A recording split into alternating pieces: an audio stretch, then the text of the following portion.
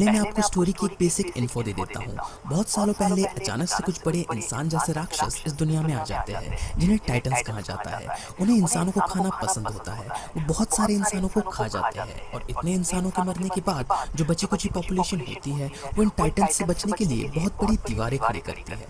100 सालों से ये दीवारें इंसानों को ऐसे ही बचा कर रख रही है। हालांकि कुछ स्पेशल फोर्सेस इन टाइटन्स से लड़ने के लिए अक्सर इन दीवारों के बाहर जाते रहते हैं।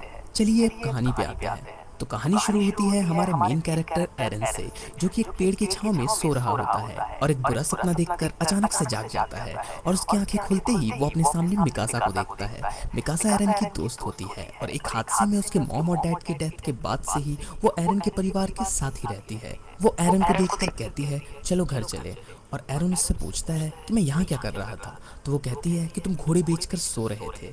तो एरन कहता है कि नहीं, मैं बस एक लंबे सपने में फंस गया था। और फिर मिकासा उससे पूछती है कि तुम्हारे आंखों में आंसू क्यों है। फिर हमें एक दूसरा सीन दिखाया जाता है जिसमें हमें दिखाते हैं कि एक आदमी सबसे ये कह रहा होता है कि हमें इन दीवारों की पूजा करनी चाहिए, ये हमारे लिए ईश्वर का तोहफा है। इन्हीं दीवारों ने हमें उन राक्षसों से बचा कर रखा है। लेकिन कोई भी उसकी बातों पर ध्यान नहीं देता, सब उसे नजरअंदाज कर देते हैं। फिर दोबारा हमें एरन का सीन दिखाया जाता है जिसमें वो मिकासा से कहता है कि किसी को भी मेरे रोने वाली बात मत बताना। तो वो कहती है ठीक है, पर ऐसे तुम्हारा बेवजह रोना ये तो अंकल को बताना ही होगा। तो एरन से चिल्लाते हुए कहता है बिल्कुल नहीं। फिर मिस्टर हैनेस, जो कि एक सैनिक होते हैं, वो एरन से पूछते हैं कि तुम रो क्यों रहे थे, कहीं मिकासा ने तो तुम्हें मार नहीं लगाई। तो वो कहता है कि मैं भला क्यों रोने लगा, और आपके पास से दारू की बदबू क्यों आ रही है, आप फिर से ड्यूटी के वक्त शराब पी रहे हो। तो हैनेस कहता है कि हमें आज दीवार पे नजर रखनी है, अब यहाँ पूरा दिन रहकर भूख प्यास तो लगनी ही है, इसलिए जरा सी दारू से हम अपना काम आसान बना रहे हैं। ये सुनकर एरन गुस्से से कहता है कि क्या आप इस हालत में उनसे लड़ पाओगे अगर वो दीवार तोड़कर अंदर आ जाए। तभी एक दूसरा सैनिक वहां आते हुए कहता है डॉक्टर के बच्चे में बहुत गर्मी है, अगर कभी ऐसा हुआ भी तो हम संभाल लेंगे, और वैसे भी पिछले 100 सालों में अब तक ऐसा कुछ नहीं हुआ। और फिर एरन कहता है इसलिए तो पापा कहते हैं कि हमें और भी ज्यादा सावधानी बरतनी चाहिए।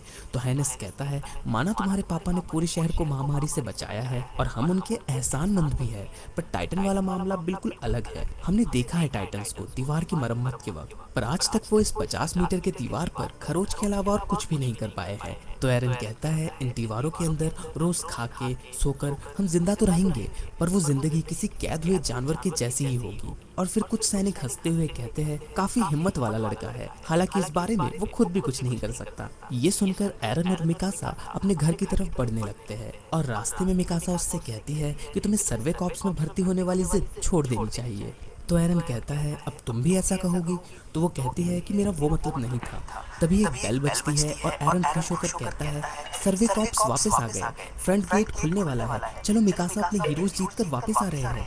वहां जाने पर सारे सैनिकों के मुंह लटके हुए होते हैं और एरन उनमें से एक की तरफ मुस्कुराकर देखता है, पर वो उसे इग्नोर कर देता है। फिर एरन बाकी सर्वे कॉर्प्स को देखकर हैरान हो जाता है क्योंकि सबको बहुत बुरी तरीके से चोट लगी रहती है और भीड़ में लोग बात कर रहे होते हैं कि सिर्फ इतने ही वापस लौटे हैं, बाकी सब खा लिए गए होंगे। यही होता है दीवार के पार जाने का नतीजा। और फिर उस भीड़ में से निकलकर एक बूढ़ी औरत अपने बेटे का नाम लेते हुए एक सैनिक से पूछती है मेरा बेटा दिखाई नहीं दे रहा, वो कहाँ है। फिर वो सैनिक दूसरे सैनिक से कहता है कि क्या ये मोजेस की माँ है, इन्हें वो दे दो। फिर वो सैनिक उस बूढ़ी औरत को कपड़े में लिपटा हुआ कुछ देता है। उसे खोलकर देखने पर पता चलता है कि वो उस बूढ़ी औरत के बेटे का हाथ है। वो सैनिक कहता है कि सिर्फ यही बचा है, और वो बूढ़ी औरत रोते हुए उस सैनिक से पूछती है कि मेरा बेटा ड्यूटी पर शहीद हुआ है ना, भले ही बहुत ज्यादा ना, पर उसकी मौत से इंसानियत को कुछ तो फायदा हुआ होगा ना। तो वो सैनिक कहता है बिल्कुल नहीं, इस मिशन से या कहूँ तो हमारे हर मिशन से कुछ भी हासिल नहीं हुआ। मैं अपने हर सिपाही को बेवजह उनकी मौत तक ले गया और उनमें से हर एक की कुर्बानी का इंसानियत को कोई फायदा नहीं हुआ। फिर सर्वे कॉर्प्स वहां से चले जाते हैं। उनके जाते ही कुछ लोग आपस में बात करते हैं कि क्या मुसीबत है, हमारा सारा टैक्स बस बेवजह उन टाइटन्स को इंसानी मांस खिलाने में निकल जाता है। ये सुनकर एरन उसे जोर से एक लकड़ी से मारता है और मिकासा उसे खींचकर वहां से ले जाने लगती है। और वो एरन से पूछती है कि अभी भी तुम्हें सर्वे कॉर्प्स में भर्ती होना है, पर एरन उसकी बात का जवाब नहीं देता और घर आ जाता है। फिर एरन की मॉम उससे कहती है वाह एरन, आज तो तुम खूब लकड़ियां लेकर आए हो। और एरन एक निराशाजनक चेहरा बनाकर हाँ कहता है और उसकी मॉम उसका कान खींचकर पूछती है कि क्या हुआ है, तुम बताओगे या फिर मुझे मिकासा से पूछना होगा।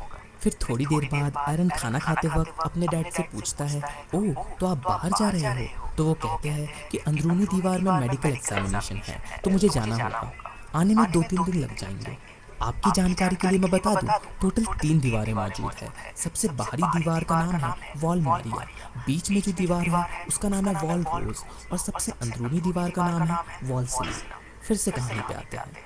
इसके बाद मिकासा एरन के पेरेंट्स से कहती है कि वो सर्वे कॉप्स में भर्ती होना चाहता है, और एरन की मॉम कहती है कि ये सब क्या है, तुम्हें पता भी है अभी तक कितने लोग दीवार के पार मारे जा चुके हैं? और फिर उसके डैड उससे पूछते हैं कि क्यों बाहर जाना चाहते हो? तो वो कहता है कि मुझे जानना है कि बाहर की दुनिया कैसी है। मैं अपनी पूरी ज़िंदगी दीवारों में कैद होकर नहीं बैठना चाहता, और अगर सब चुप होकर बैठ जाएंगे तो अब तक की दी गई सारी कुर्बानियाँ बेकार हो जाएगी। ये सुनकर उसके डैड वहाँ से जाने लगते हैं, और उसकी मॉम उसके डैड से कहती है कि आप एरन को डांटेंगे नहीं? तो वो कहते हैं कि हम किसी के जानने की चाहत को डांट कर नहीं मिटा सकते। साथ ही साथ वो एरन से कहते हैं कि मैं लौट कर तुम्हें अपने बेसमेंट का राज बताऊंगा, लेकिन उसकी मॉम कहती है कि मैं इससे सहमत नहीं हूँ, सिर्फ पागल ही सर्वे कॉप्स में जाना चाहेंगे।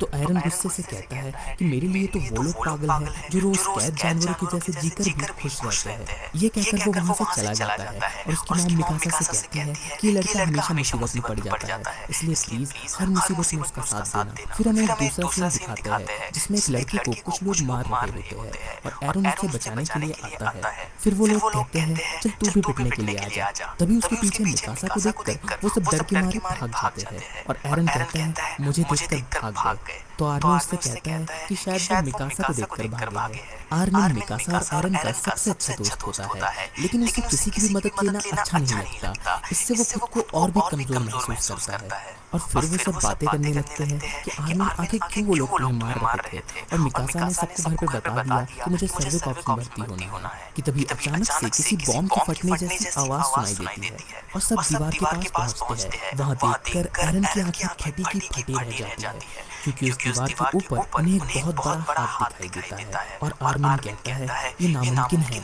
वो दीवार तो 50 मीटर ऊंची है। और फिर सबको एक बहुत बड़ा टाइटन दिखाई देता है। वो टाइटन 60 मीटर का होता है, और वो पूरी ताकत से दीवार के कोने को तोड़ देता है, और उस दीवार के छेद में से टाइटन अंदर आने लगते हैं। सब लोग डर के मारे इधर उधर भागने लगते हैं, और फिर एरन भागकर अपनी माँ के पास जाने लगता है, और मिकासा भी उसके पीछे पीछे भागती है। रास्ते में जाते हुए एरन सोचता है कि मेरे घर को कुछ नहीं हुआ होगा, वो कोने में सलामत होगा। तभी वहां जाकर वो देखता है उसका घर तबाह हो चुका है, और उसकी मॉम घर के नीचे दबी होती है। फिर एरन मिकासा से कहता है मेरी मदद करो इसे उठाने में, लेकिन वो दोनों मिलकर भी उसे नहीं उठा पाते। और तभी वहाँ एक टाइटन आने लगती है, और उसकी मॉम कहती है टाइटन आ रहे हैं, तुम मिकासा को लेकर यहाँ से जल्दी निकलो। और वो कहता है कि मैं जाऊंगा जरूर, पर आपके साथ। लेकिन उसकी मॉम कहती है कि मेरे पैर कुचल चुके हैं, अगर मैं बाहर आ भी गई फिर भी भाग नहीं पाऊंगी। तो एरन कहता है कि मैं आपको उठाकर भागूंगा। फिर उसकी मॉम उसे चिल्लाकर कहती है कि तुम कभी मेरी बात मानते क्यों नहीं,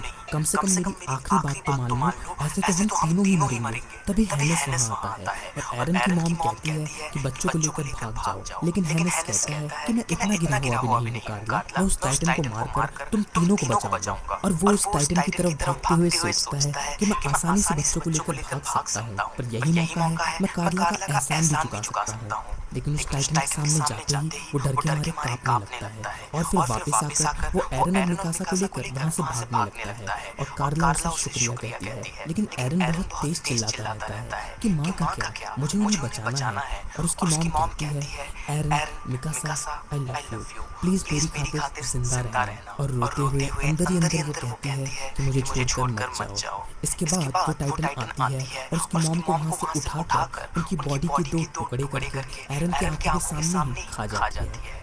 उस दिन इंसानों को पता चला उन टाइटन से डरकर जीने का एहसास, और जानवरों की तरह पिंजरे में रहने की शर्म।